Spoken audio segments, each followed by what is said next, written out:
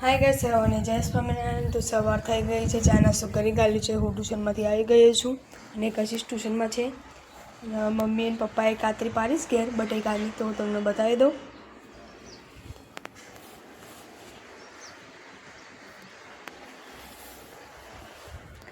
Mummy ને પપ્પાએ બે મળીને પાડીશ, બે ખાટલા, અને હજી એક અડધું નમરું છે એ ગરમ થાય છે, બફાય છે.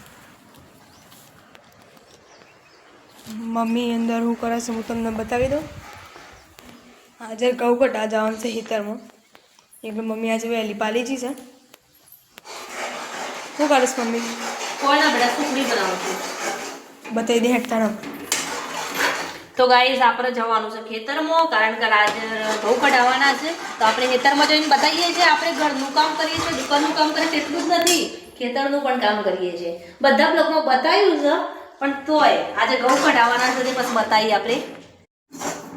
સારી શ્રી ફળપણ કરવાનું છે આપણે, તો ખેતરમાં જઈને આપણે બતાવીએ આપણે શું કરીએ છીએ.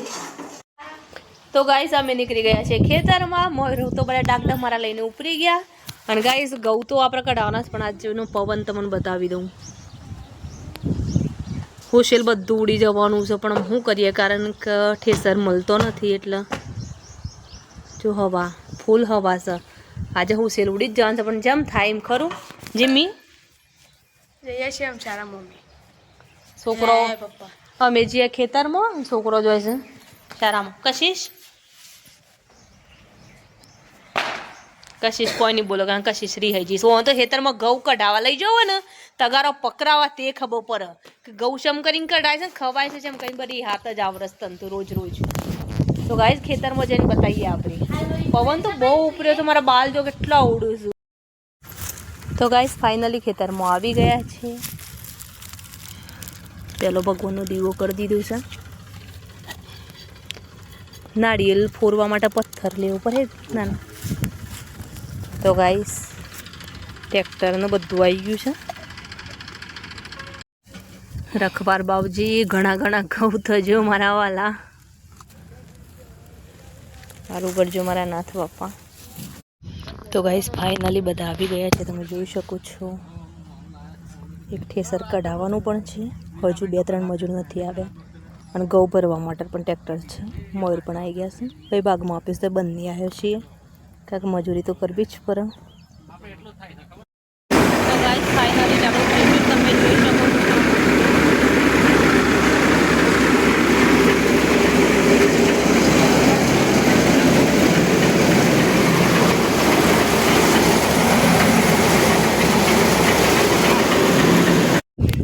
તો ગાઈસ ફાઇનલી 10 કોથળા થઈ ગયા છે, અને હોશીનો મોટો ઢગલો થઈ ગયો, તમે જોઈ શકો છો.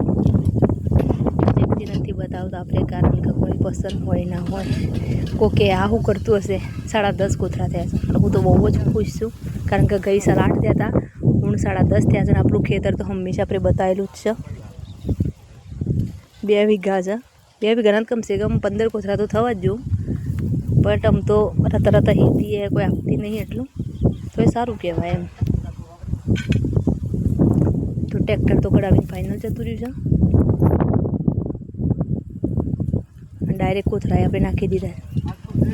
તો હવે આપણે ઘેર જયું, અને ઘેર જઈને ખાવાનું બનાવ્યું, ખાયું, નાહ્યું. તો વિડીયો પસંદ આવે તો લાઈક શેર સબસ્ક્રાઈબ જરૂરથી કરજો. મળીશું બીજા બ્લોગ સાથે. સર્વોને જય સ્વામિનારાયણ.